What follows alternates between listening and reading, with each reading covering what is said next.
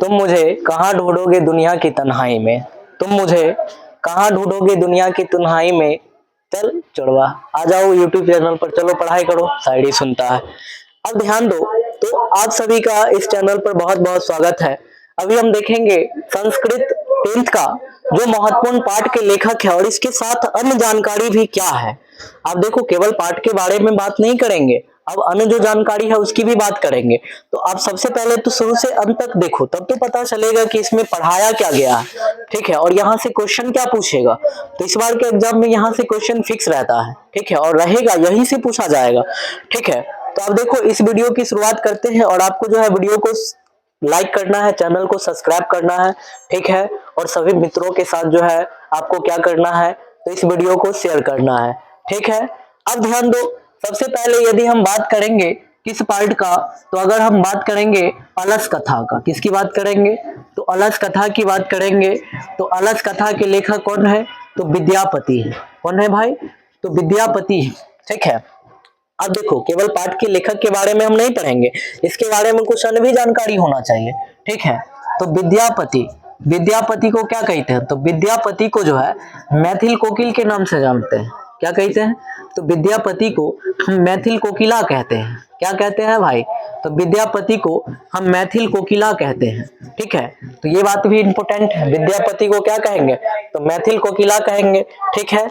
इसके बाद की हम बात करेंगे, अगला बात की बात करेंगे कि आपको बताओ मंगलम जो प्रथम पाठ है आपका, मंगलम पाठ जो है इसके लेखक कौन है, तो इसके लेखक है आपका महर्षि वेद व्यास। कौन है भाई, तो महर्षि वेद व्यास है। कौन है, तो महर्षि जो है वेद व्यास है।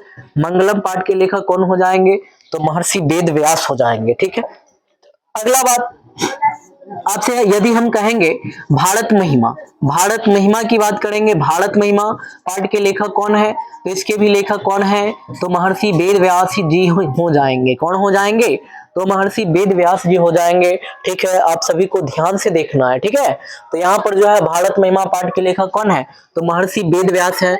यदि हम इन दोनों के बारे में एक्स्ट्रा जानकारी जाने, तो मंगलम, मंगलम, मंगलम व भारत महिमा, भारत महिमा पाठ में, भारत महिमा, महिमा पाठ में, भारत महिमा पाठ में मंगलम और भारत महिमा पाठ में, पाठ में कितने श्लोक है भाई, तो कुल जो है 5 श्लोक। कितने श्लोक है, कुल 5 श्लोक है। मंगलम में भी 5 श्लोक है और भारत महिमा में भी 5 श्लोक है।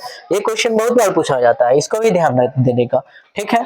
यदि हम अन्य बात करेंगे आपका नीति श्लोका, किसकी बात करेंगे, तो नीति श्लोका की बात करेंगे, नीति श्लोका की बात करेंगे।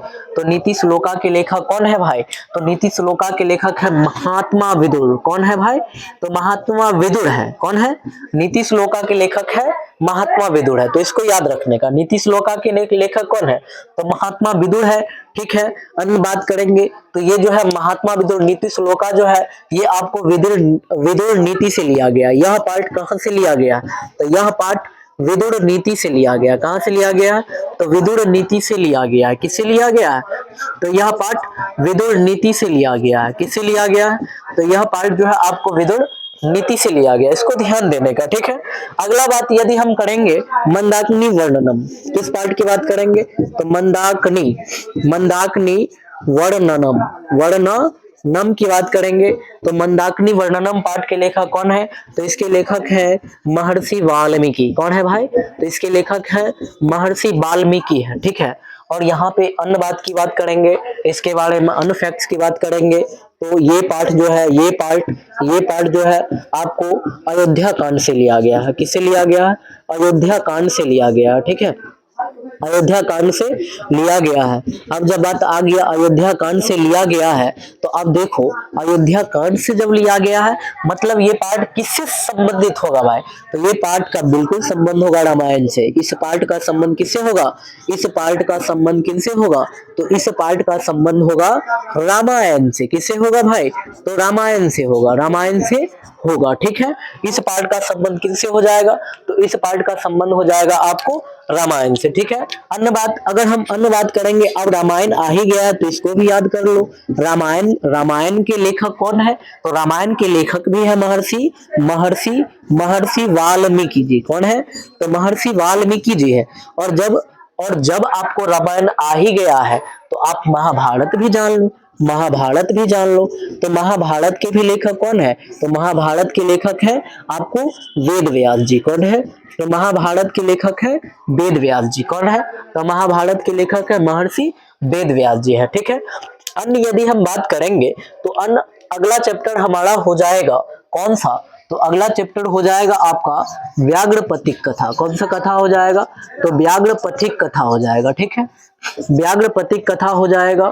ठीक है, और इम्पोर्टेंट बात यह है कि व्याघ्रपथिक कथा के लेखक कौन है? तो इसके लेखक आपको है नारायण पंडित। कौन है भाई? तो नारायण पंडित है। ठीक है, व्याघ्रपथिक कथा के लेखक कौन है? तो व्याघ्रपथिक कथा के लेखक है आपको नारायण पंडित है। ठीक है, और अन्य यदि हम बात करेंगे व्याघ्रपथिक अन्य बात करेंगे तो इस पार्ट में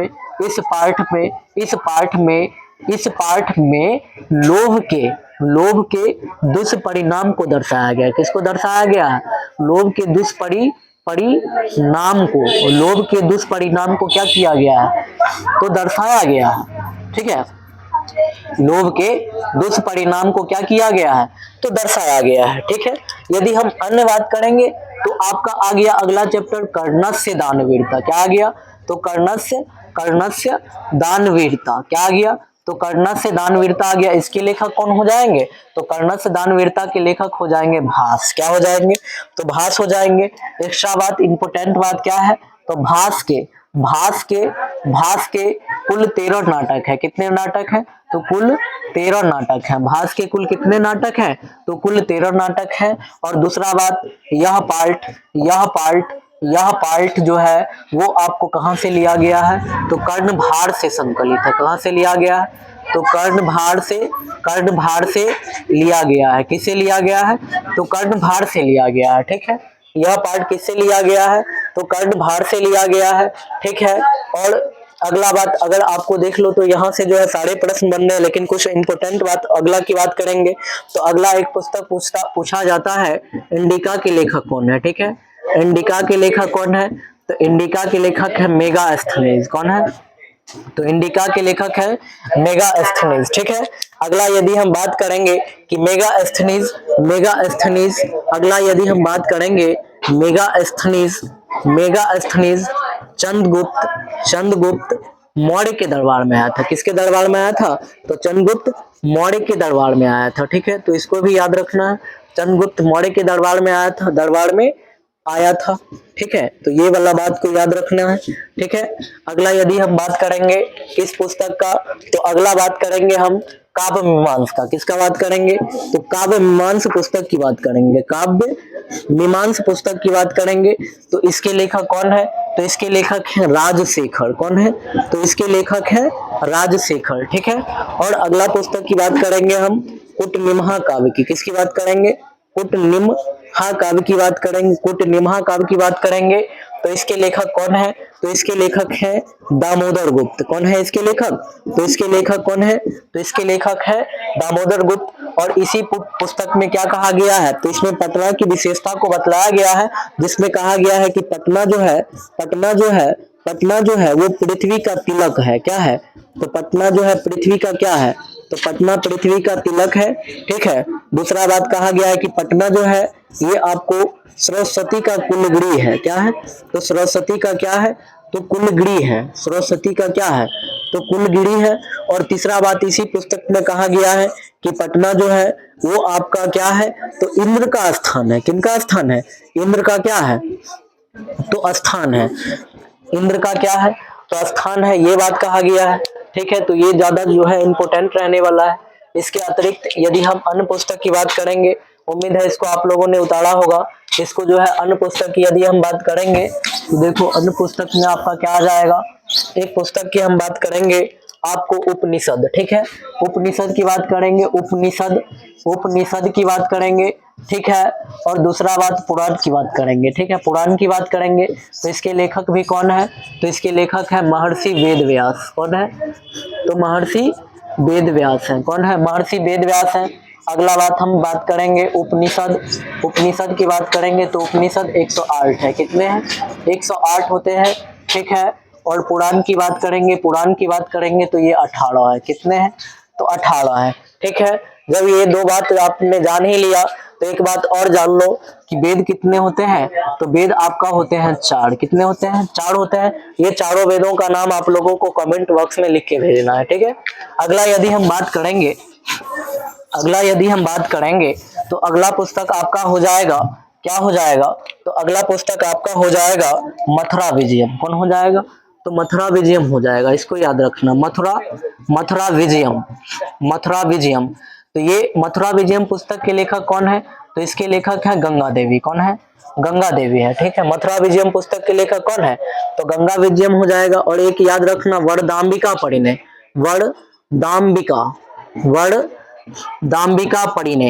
वरदाम्बिका परिणय पुस्तक के लेखक कौन है? तो इसके लेखक है तिरुलांबा। कौन है? तिरुलांबा। अब देखो यहाँ भी सांभा आ रहा है, ठीक है। तो ये सांभा मत समझना, ठीक है। और कितने आदमी थे ये तो बिल्कुल नहीं मुंह पे आना चाहिए, ठीक है। यहाँ पे है तिरुलांबा, ठीक है। और तो वरदाम्बिका परिणय पुस्तक के लेखक कौन है? तो ये तिरुलांबा हो जाएंगे, ठीक है। इसके अतिरिक्त एक हम बात करेंगे रघुवंश काव्य के लेखक कौन है? रघुवंश काव्य के लेखक कौन है? तो रघुवंश काव्य के लेखक आपको हो गया कालिदास। कौन है? तो कालिदास है। तो इनको याद रखना है, रघुवंश काव्य के लेखक कौन हो जाएंगे? तो कालिदास हो जाएंगे। इसके अतिरिक्त एक अन्य पुस्तक की बात करेंगे, पंचतंत्र। ये आपके एग्जाम में बहुत बार पूछा गया है। तो पंचतंत्र के लेखक कौन हो जाएंगे? तो विष्णु शर्मा जी। कौन हो जाएंगे? तो विष्णु शर्मा जी है, ठीक है। पंचतंत्र नाम से स्पष्ट है, इसमें कितने तंत्रों का वर्णन किया गया है? तो 5 तंत्रों का वर्णन किया गया है। कितने तंत्रों का वर्णन किया गया है? तो 5 तंत्रों का वर्णन किया गया है। पंचतंत्र में 5 तंत्रों का वर्णन किया गया। अब देखो कोई भी पुस्तक छुटा नहीं है हमारे अनुसार जो आपके एग्जाम में पूछा जाता है, ठीक है। तो इतना ज्यादा काफी है। अब देखो ये सभी जो है आप लोग पढ़ के जाते हो, एक भी क्वेश्चन जो है आपका छूटने वाला नहीं है। तो आप सभी को क्या करना है, वीडियो को लाइक करना है, ठीक है। और घंटी के निशान को दबा के रखना है ताकि कोई भी आपको वीडियो डाला जाए तो आपके मोबाइल पे नोटिफिकेशन जाए और आपके दोस्तों के बीच जो है आप इस वीडियो को शेयर करो, ठीक है। धन्यवाद।